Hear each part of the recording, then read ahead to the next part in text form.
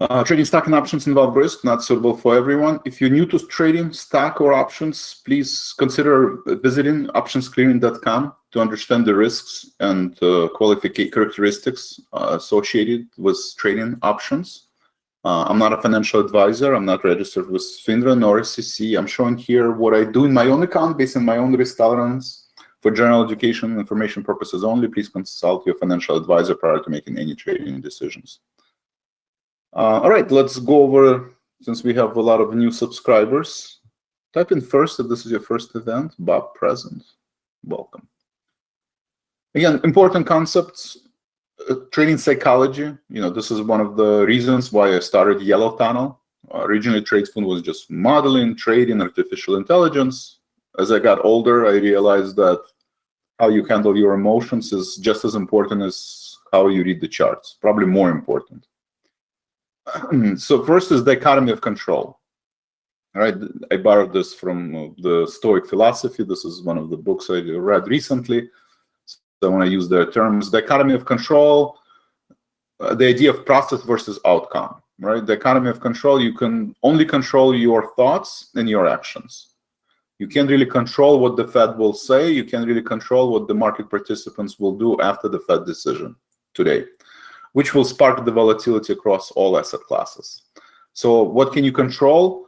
Cash, how much cash you have in your portfolio. You can control that. You can control how many positions you have, and you can control position size, right? You can control your overall portfolio beta. Are you going market neutral into the announcement? Are you going bullish into the announcement or bearish? All of these you can control, right? Negative visualization. The idea is to always have a well-defined stop loss. Not a mental note, not something which only, in my experience, only experienced traders do that. Since I know majority of the people on this broadcast, because we have new people, do not go through this process. This is a very important skill that doesn't come naturally, right? Naturally, we only go through positive visualization, right? Our brain innately protects us from any negative experiences. But in trading, you do have to consider if the trade goes against you, which is a negative experience, negative visualization, but it can happen. Same thing you do in sports, right? Professional sports team, they go through these exercises. In the Army, Navy SEALs go through this negative visualization. What if they're going to get captured? What if they're going to do this? What if they're going to do that? So what does negative visualization in trading means? You have to look at the spiders, right? I would look at spiders. Consider looking at the spiders chart.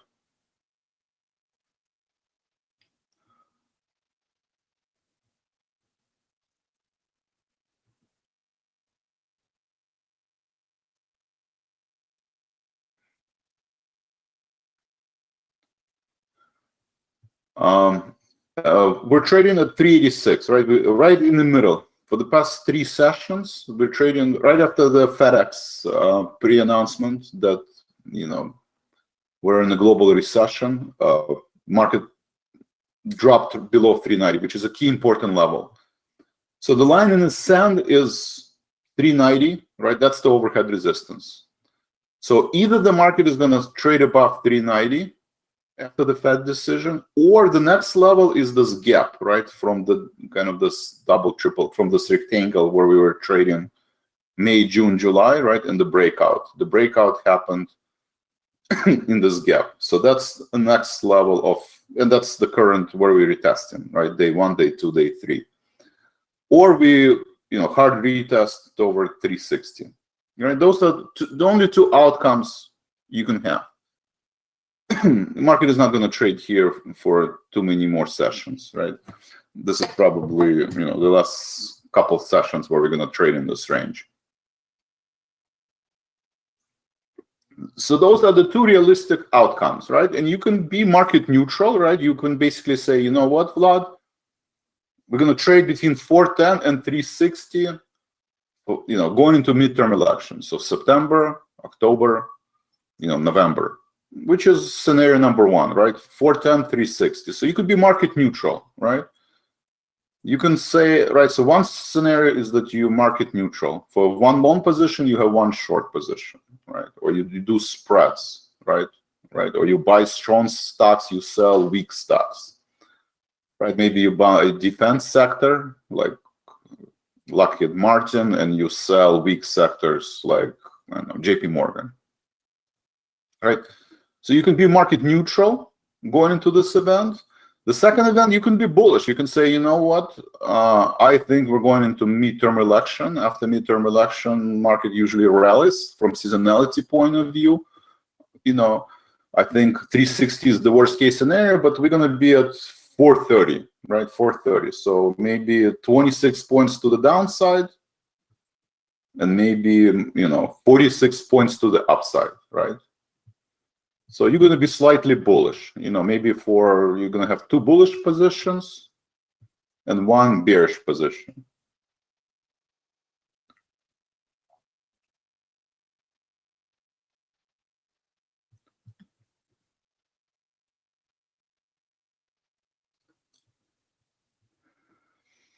And then the third is bearish, right? You can go into this event having a bearish portfolio, right?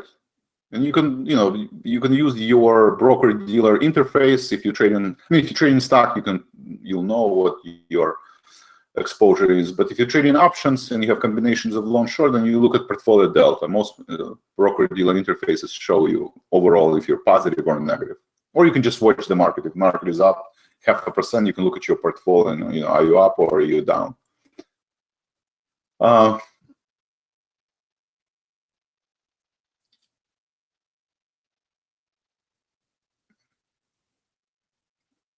So neutral, bullish, bearish.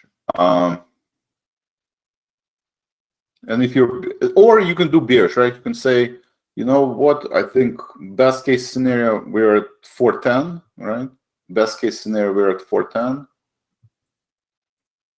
And we're going to retest 360. So 26 points to the downside, at least 26 points to the downside. Best case scenario, we are 14 plus 24.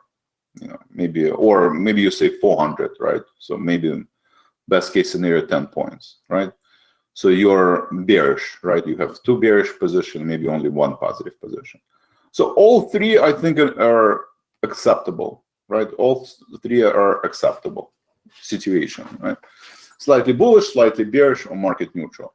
Because the idea that we're going to trade in a range, right? And potentially till the end of the year. You know, my opinion, till the end of the year, we're going to trade between 360 and 430, right?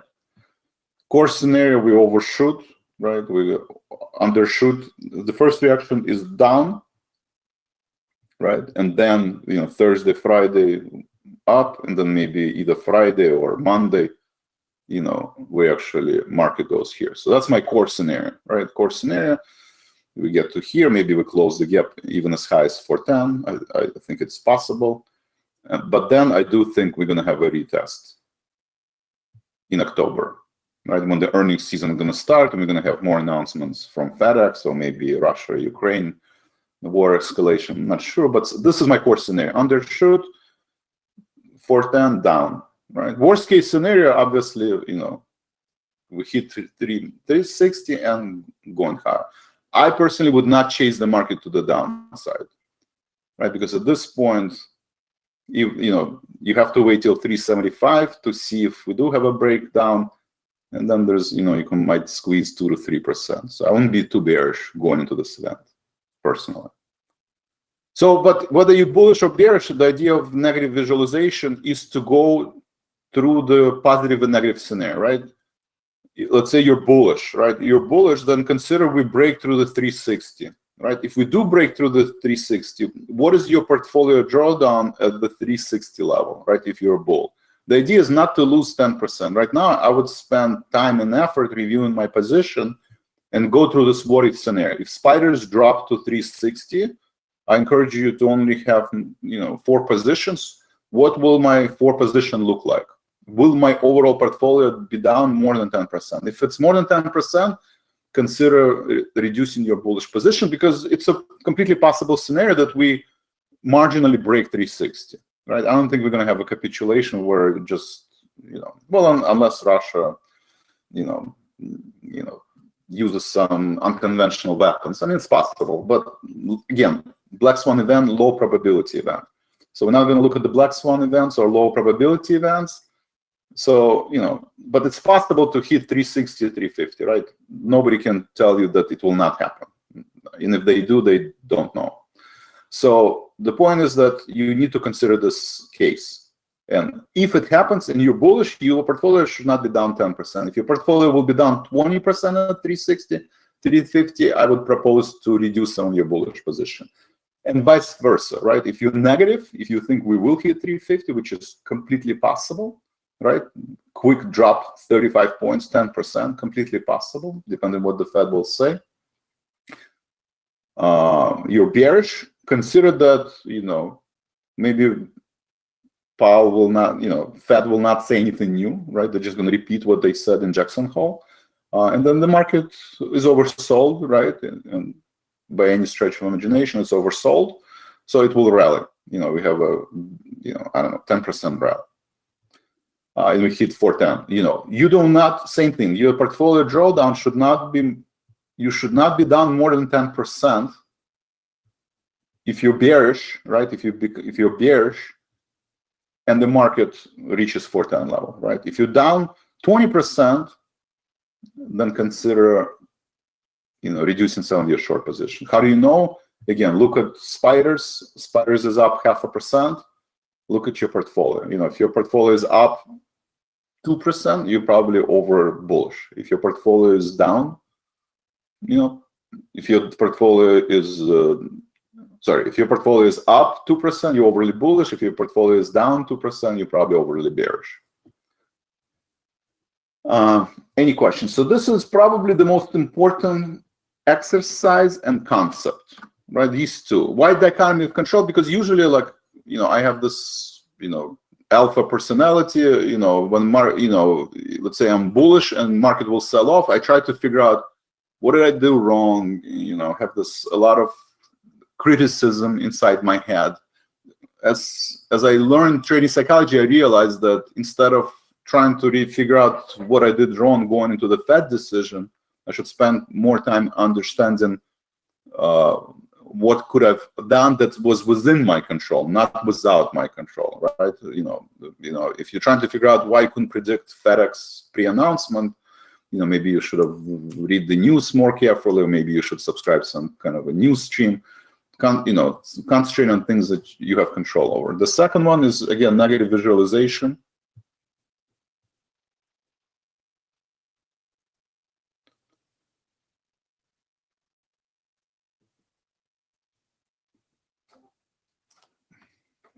The third one is fight or flight, right? We all want to avoid situation where, we can't, the weekend comes and we're still looking at our portfolio and we're concerned about our account value. The only way to avoid this is these two. And again, cash, number of position size, go through the what if scenario and try to predict if the trade goes against you, what your positions will look like and account value will look like. Game theory, understand, that Fed decision is who's gonna participate and who's it gonna affect? Is it gonna affect bond market? Is it gonna affect equity market? Is it gonna affect currency market? And if it's gonna, and if what depends on what it will affect, what are the consequences? And the goal is compounding investment, right? Not looking for home runs, especially in the bear market, but consistently build a strategy that gives you higher than 50-50 chance and sizing your winners and losers consistently, correctly, right? Where one losing trade doesn't take out 10 winning trades. So that's the principle of trading psychology, right? So we went over a number of positions. I proposed 4. No more than 2.5 account value by looking at the stop loss, right? Right now, I would look at the 410 is your stop loss if you're bearish position, or 360 if you're bullish position, right? These levels probably will be reached pretty quickly. Be long and short the market at the same time. Very important concept, very difficult concept for a lot of new traders to understand, right? How can you be long and short the market at the same time? That doesn't make sense. You're either long or you're short. And most people don't know how to be short, so they're all long, right? So that's a concept that you need to kind of, again, rewire your brain to understand that You have to look at the trend. Maybe a bear. We are in a bear market, so maybe it makes sense to always be net short, right? Or either market neutral or net short, because we are trading in downtrend for the past 9 months. We're probably going to trade in a downtrend, for the next 6 to 9 months. So it makes sense to always be either market neutral or bearish in your portfolio, right? But have spreads where you can be long and short, because you do know that you can have these 10-20% rallies in the bear market. A lot more time, right? Timing the market is very difficult, right? Market might be down 2 days, and then it might be up next 10 days, or vice versa. It could be up 2 days and then down 10 days. So you push your expirations. I would propose December, maybe go into January of next year for some of your strike expiration month selections. Do not sell naked options, and be aware of earnings days, right? We're approaching the earnings season. That will be the next wave of volatility, right? In the next couple of weeks.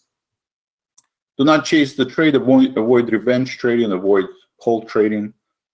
Always look at your concentration. All the asset classes are extremely correlated, and this is important concept. Try not to call the bottom. Look for the signs of the bottoming process, right? I call 360, that it will hold, but it doesn't mean it's going to be 360. It could be 350. It could be 370, right? You have to look at the signs of bottoming process, like price patterns, volume and action, and duration. All right, any questions so far? I know you guys eager to trade as opposed to, I don't know how much trading I would do heading into this event, except the rebalancing, right? This is all about portfolio rebalancing, not portfolio construction. Portfolio construction should have been done prior. This is more of a, so let's review the positions.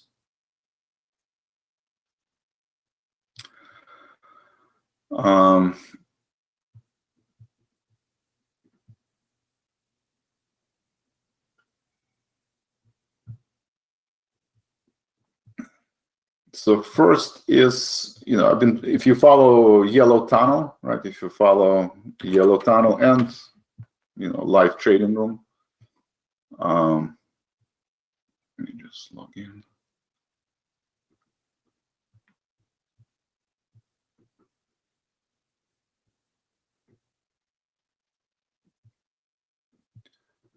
Right, so dynamic power trader, weekly power trader, one of the trades was NOC, right? NOC. You can see it under orders and positions. So I'm out of NOC, right? It gapped up, escalation in Ukraine, and war in Russia and Ukraine. Aerospace and defense stocks are up, right? So NOC looks like it broke through this overhead resistance. We'll see if this breakout will be confirmed, right? It all depends on the actions between Russia and Ukraine, but at least for now, it broke out of the range. So I'm out of NOC trade, right? And you can see the same thing if we go into Elite Circle.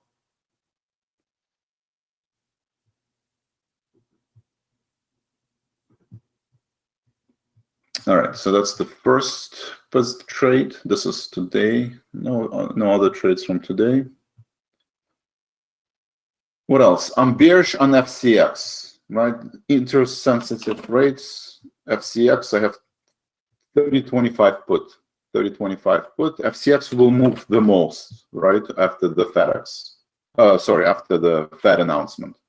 It's either going to rally to 34 or it's going to retest lows.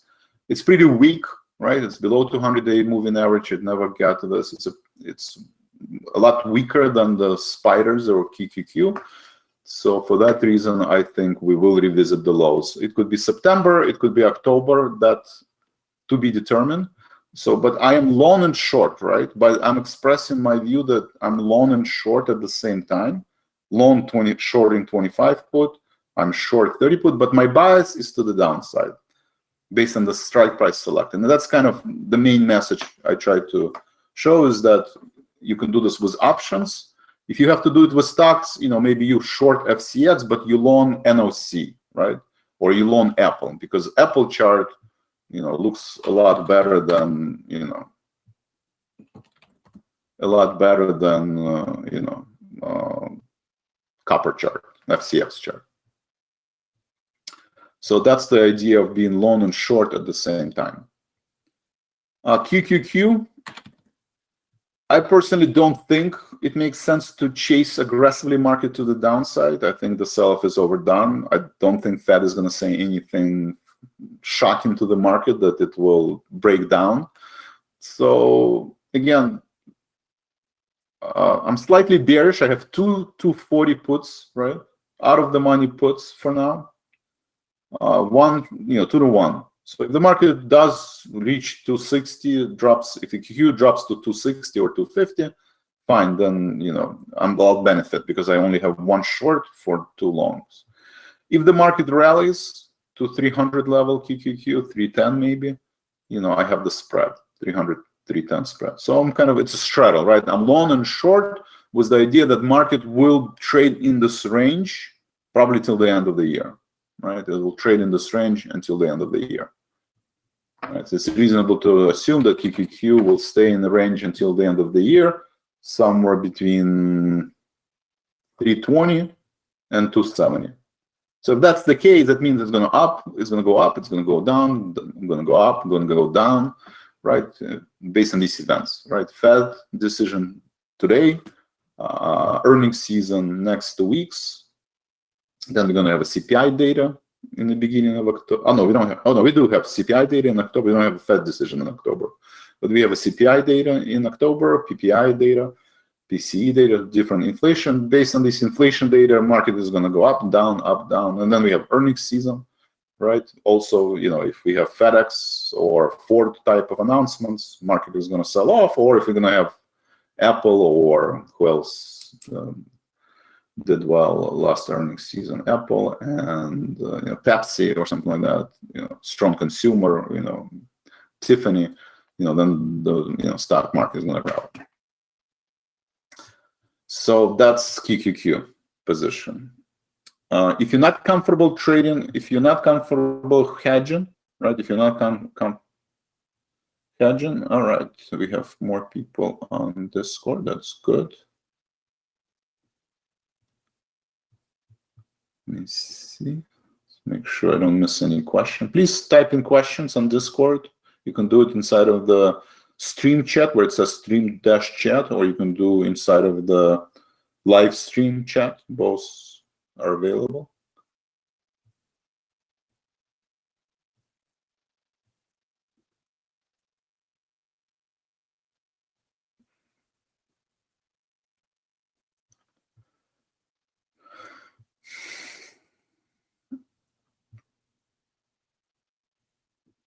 So that's QQQ. If you're not comfortable hedging, again, consider SH position. Inverse ETF, right? Being long and short the market, one way to do it, you can have SH, and you can also have spiders, right?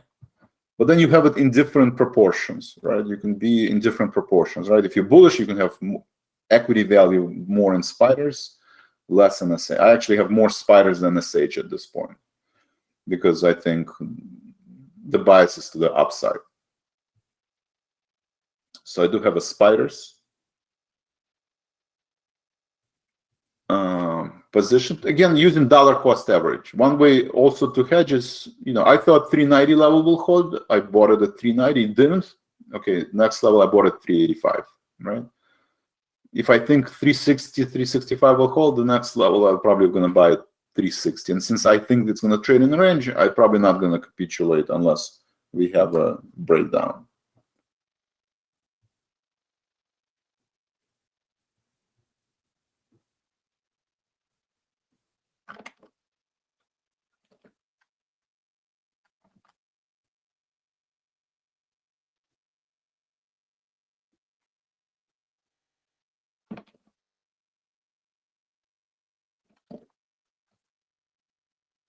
Hello, Raj.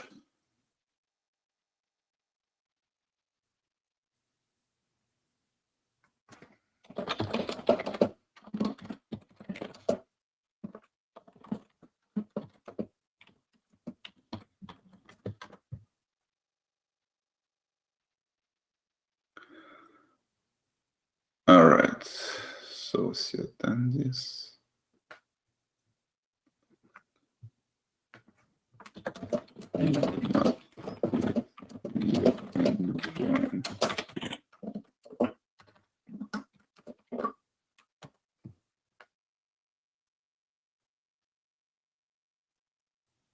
All right. So that's spiders. Similar XLF, right? Banks also sensitive to interest rate decision. I have both. I have 30-35 call spread, and I have 35-30 put. So think of it as a straddle. I'm long and short at the same time because I think market can get up, get to 35 level on XLF, and it will probably get to 30 level on puts, and it'll go through that gyration multiple times. Other questions. Bob here. Fred, good trading in NOC. Thank you. What level of retracement are we expecting after announcement? I mean, it's hard to predict the levels of retracements after the Fed, but the most obvious one are 380 and 390. Until then, it's a neutral, right? There's no really bias, right? I mean, I anticipate that we're not going to stay in this range. So immediate reaction, usually overshooting, right? Just from psychology point of view, right? Going into this decision, everybody's extremely nervous and bearish. So initial reaction could be down, right? Initial reaction could be down. I don't know, 375, 370. I mean, that's too much, right? 386, 2%, 3% is what? 10 points? I mean, okay, I mean, maybe. So initial reaction, maybe marginal break of 380, maybe 378, maybe something along those lines.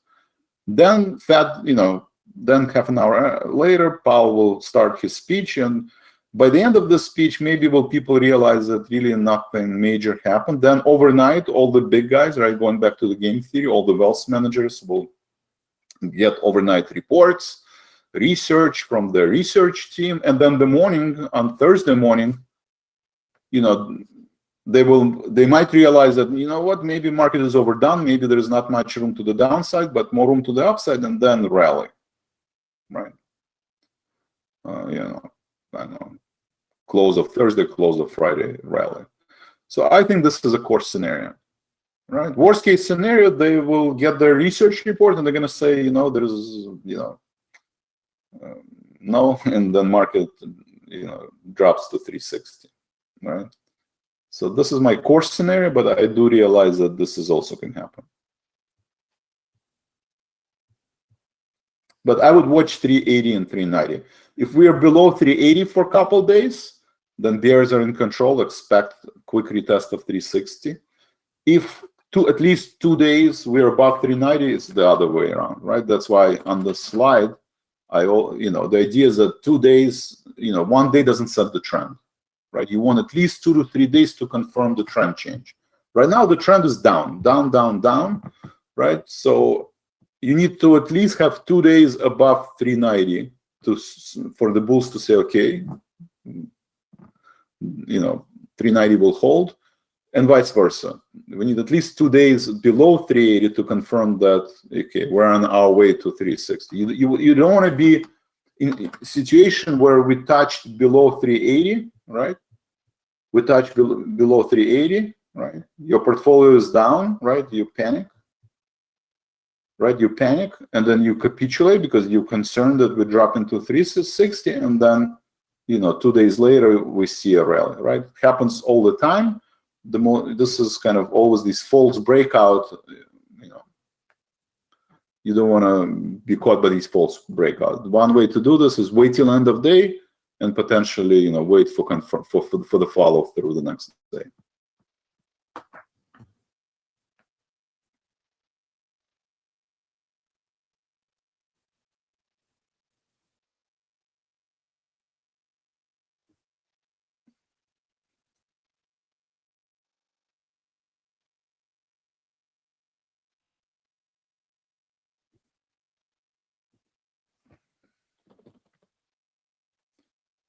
All right. Any other questions?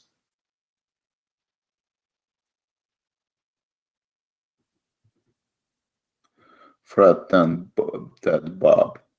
Thank you. All right, meanwhile, going into the analysis, Spiders is up 0.5%. QQQ is up 0.5%. Let's see. Stitch Fix turning positive, right? It's all about, interest rate, right? Ford was down, down, now back, going back up. Stitch Fix was down, now going back up after the earnings announcement. NOC. All right, we talked about NOC. Breaking out. What else is interesting? Apple actually turning negative, right? It's kind of been outperforming the market in the past couple of days. Semis are up 1%. So semis are weak, right?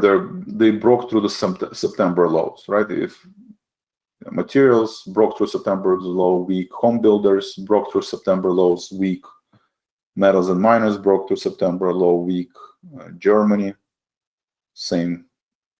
Industrials, XLI, broke through September lows. Energy broke through September lows, week.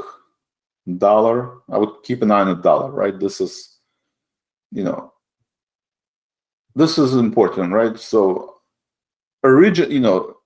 my favorite case is that we either drop after the announcement, or again, this false breakout, and then drop, right? This is what the bulls are waiting for. It doesn't really matter what equity market is going to do. It doesn't matter what Apple is going to do or what the Stitch Fix is going to do. All of that is irrelevant. The dollar and the interest rates will drive the equity market. It might take a couple of days, maybe even it will take a week, I don't know. But divergence might last, but it's not going to last long. So this is the bull case, right? This is what bulls are hoping for, right? And bears are hoping for the opposite, right? So I would carefully watch this level, right? We're September high, and so far we're holding on to it, but you can tell that going into the event, bulls want to, dollar bulls, equity bears want this a breakout. That's the most important chart, and then I would look at 10-year yield. It's very similar setup, right? Here, we traded above 30 points higher, right? 30 bips. From 3.2 in May, we jumped all the way to 3.5. It is conceivable that same thing. We jump. I don't know what it is. The initial reaction is, I don't know, 380 or whatever, 3.8, right? And then we drop, or drop right away. So those are the bull cases. Right? Like day one, it was very quickly, announcement, day one, day two, and day three we dropped, right? So that's why the rule is 2 to 3 days. You want to wait till 2 to 3 days. So Friday we want to see a drop. Monday we want to see a drop. If Monday we come in and we are at 4% on 10-year yield, well, then bears are in control.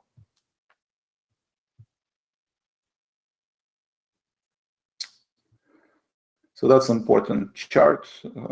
High yield is important. It's holding on. It broke through the September lows. That's negative. They're trading above September lows. That's positive, but they're very close to the 52-week low, the high yield. So I would watch the high yield. What else would I watch?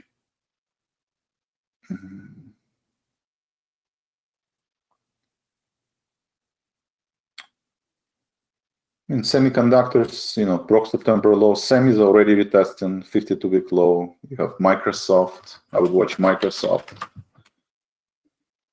Trading right at the 52-week low. Google is trading right at the 52-week low. I would watch the mega cap stocks. And obviously Apple. Apple is doing better, right? Almost at 200-day moving average, and Tesla is above 200-day moving average. So these two companies are pushing the market to the upside.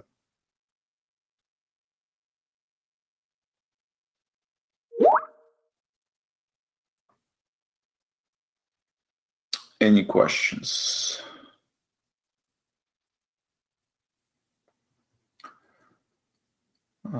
What else is interesting? Value stocks, right? Outside of technology, broke to September lows, right? So you don't see value outperforming technology at this point, right? That was the trade first 6 months of this year. Now it's kind of trading same pattern. You don't see any outperformance. Broke to September lows and close to the 52-week low. What else? And again, 10-year pulling back. That's positive going into the announcement. And let's see, ARK positive, Bitcoin. Bitcoin, same thing. It's marginally broke through September lows and actually broke through 52-week low. So again, sitting on the edge. ARK innovation.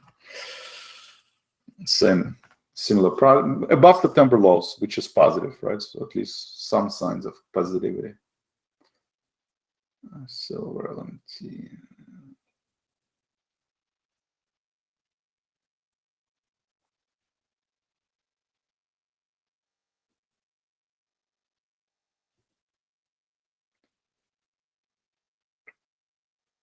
Crude oil at 84. All right, any questions? Discord, guys?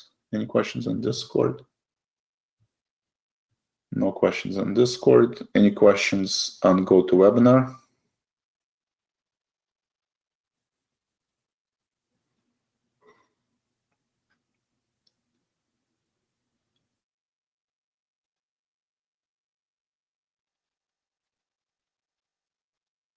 Okay.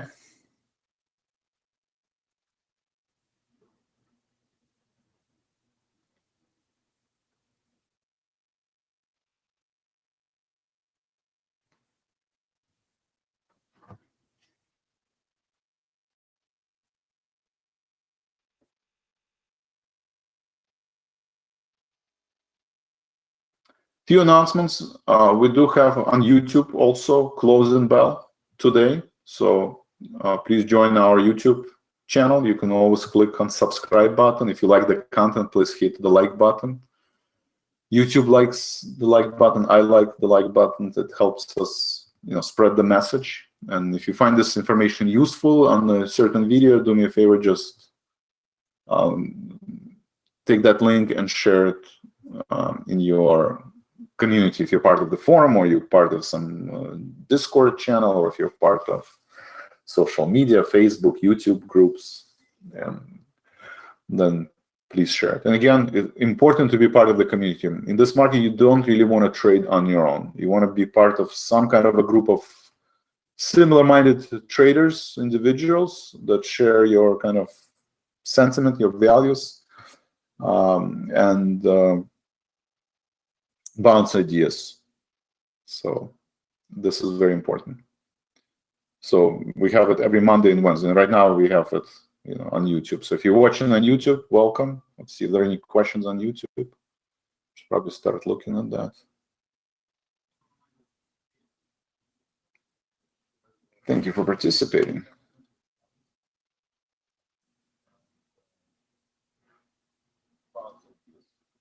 All right, thank you for participating. Please type your questions.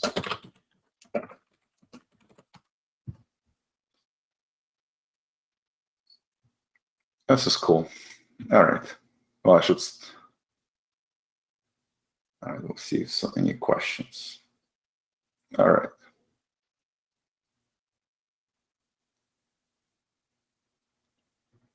Probably pause. All right.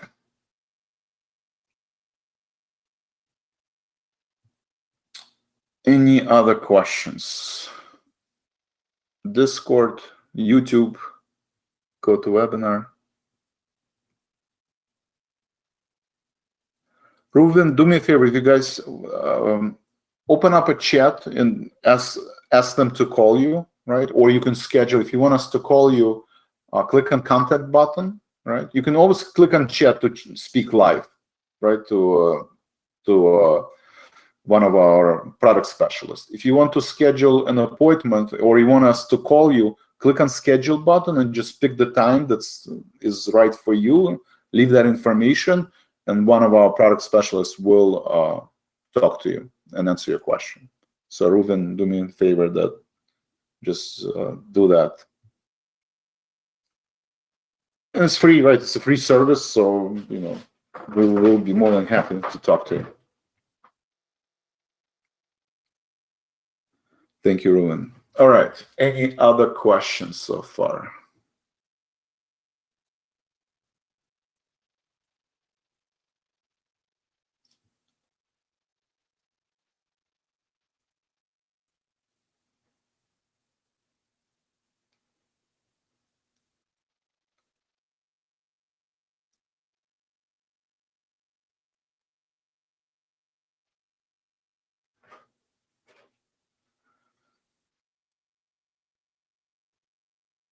All right, it's 9:05. I do have 10 more minutes.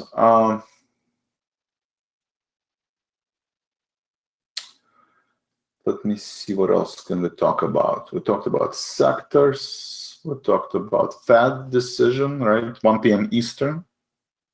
Sorry, 2 p.m. Eastern, 1 p.m. Central.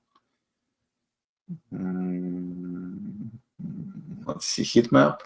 People like to look at the heat map. Let's see, let's look at the heat map.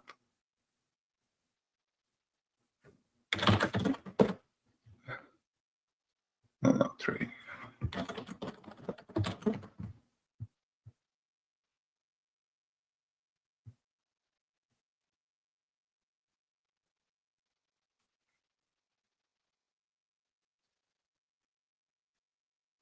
So it's mostly green, right? Microsoft is up 1%, that's good. Apple turned positive, that's good. Google is flat. Nvidia is up. Johnson & Johnson is up. Healthcare. Tesla is flat. Home Depot is up 2%. Walmart, retailers are doing well. Let's see. Waste management is doing well. Probably CMI. Healthcare, DHR is up.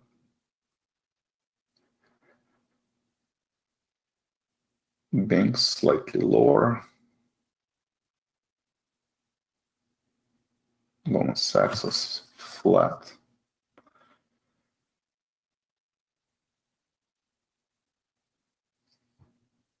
Okay.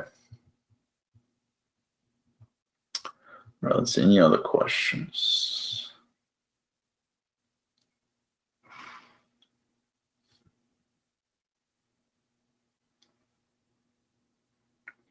Carmen, for day trading, I would not trade spreads. I mean, today it's volatile, so maybe it's an exception, but in general, I personally do not day trade using spreads. I use spreads for longer term strategies.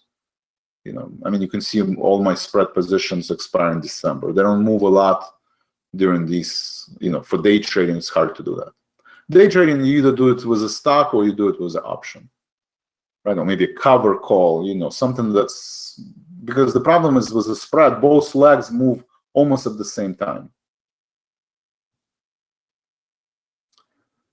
Oh, I am in XOP. Did I not mention XOP? Sorry. Yes, I am also in XOP. So also put spread. So I'm still in put spread XOP. And I'm a little, with the Russia-Ukraine escalation, it's actually underperforming. Not sure why, but, I think initial reaction in crude oil was up, right, on the announcement. But now it's pulling back. So at least for now, nobody's paying attention to Russia.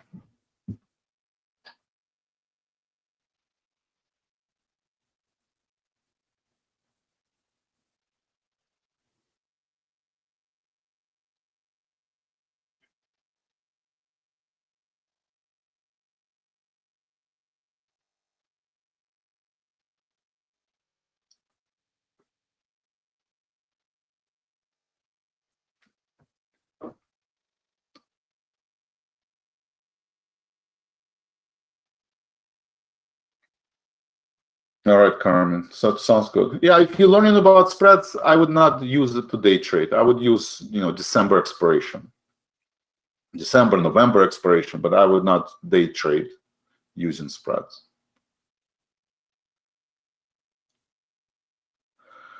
William, one-on-one coach. We do have, so the question was one-on-one coaching program. We do have a one-on-one coaching program, and the question was on the cost. It's flexible, right? It's a one-on-one, so I encourage you to apply, and then we will ask you questions on your background. Maybe you want to learn forex, maybe you want to learn options, maybe you want to learn option spreads. So then, based on the program and what your goals are and what you want to learn, it's pretty wide range. It's a pretty wide range.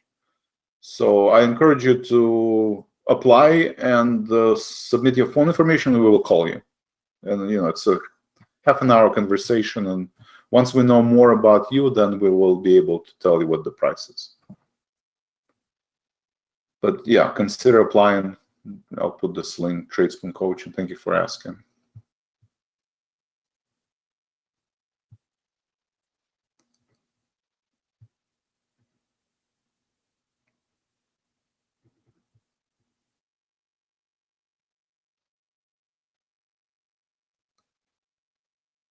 Oh, Carmen, thank you. Yeah, Carmen is enrolled. So I know a lot of you guys are enrolling in our one-on-one coaching. I mean, it is a financial commitment, right? It does cost, obviously, because it's one-on-one. Obviously, it is a financial commitment. It's a time commitment, but it's like anything else, like skiing. I mean, initially I skied on my own, right? I fell a lot, and well, I didn't break anything, but still, and then I took a coach, right? And it makes a huge difference, in my skiing. And that goes for the same thing. I have a chess coach now. I have once a week I do coaching with chess. I've been playing chess since I was 6 years old. But now my game is, I play much better than I played when I was 16. Why? Because there's only so much you can learn on your own playing chess and reading books. Once you get a good coach, it makes a huge difference, right? So the idea that, yes, it's a financial commitment, but I'm confident that you will make a lot less mistakes, and they're going to cost those mistakes. The aggregate of these mistakes will cost you less. The aggregate of these mistakes will be a lot more than the payment for the coaching program. That I'm pretty confident. Thank you, Carmen. William, thank you. No, Scott is not the only trainer. There's a group of coaches. There is a group of coaches. I don't know, 4 or 5 people. They'll give you the list, and you can pick and choose. They all have different background, and you can actually choose which coach you want. 7 coaches. Thank you, Carmen. So they have 7 coaches. They have 7 coaches.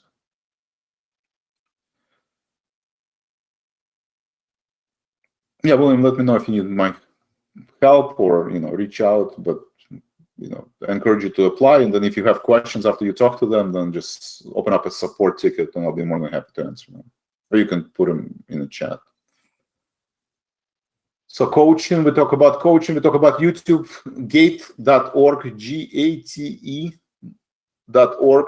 It's on the news again, right? The Russia-Ukraine war. We kind of forgot. Most people already forgot about it because of the, it's not on the news. Now, again, escalation. Putin came out yesterday and said he's going to use nuclear weapons if he has to. They're doing, they're calling reservists, 300,000 people.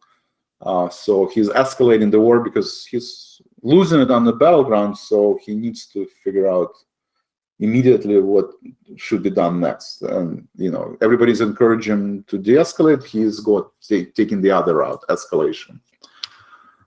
So that means there's a high chance they're gonna bomb civilian infrastructure. They already done that. Taking out food, taking out electricity, heat. They want to make sure that going into the winter, there's lack of food and lack of heat and electricity. So unfortunately, who is suffering the most? The families with kids. So we built the site, gate.org, to help Ukrainian families by directly taking 100% of your donation and sending it to a specific family. It's kind of a fundraising for a specific family. So you can pick a family, right? They'll send you a thank you note, or you'll let us distribute, right? So it's very touchy, and it helps these literally millions of families. So if you are able, or if you support Ukrainian cause, consider donating gate.org. I'm on the board of directors, and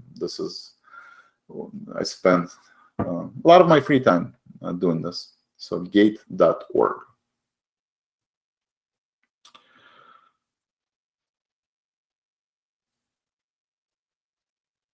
Any other questions? Let's see. Okay, 9:15. All right, so all eyes on Fed, assume volatility. So far, 10-year yield is back below this line. That's positive, right? So watch the 10-year yield, watch the 2-year yield, look at the differential. We are, what is it?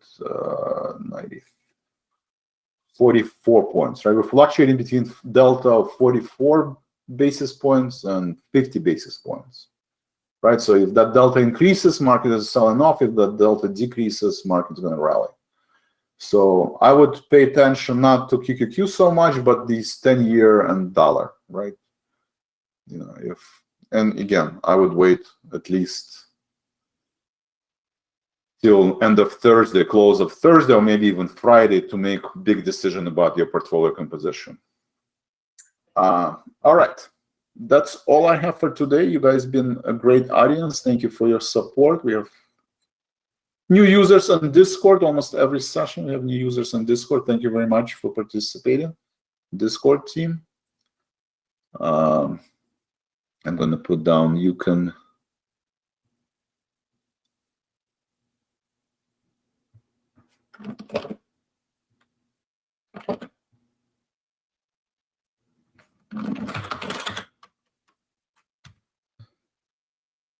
all right, so that's Discord.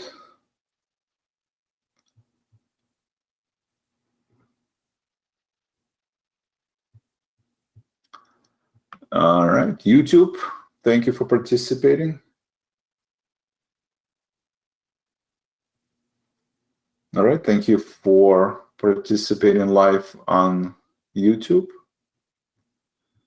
And go to webinar. Thank you very much. And have a great day. Scott will be here closing bell, and then tomorrow morning I will be here. So please join me tomorrow morning. Thank you very much and have a great day.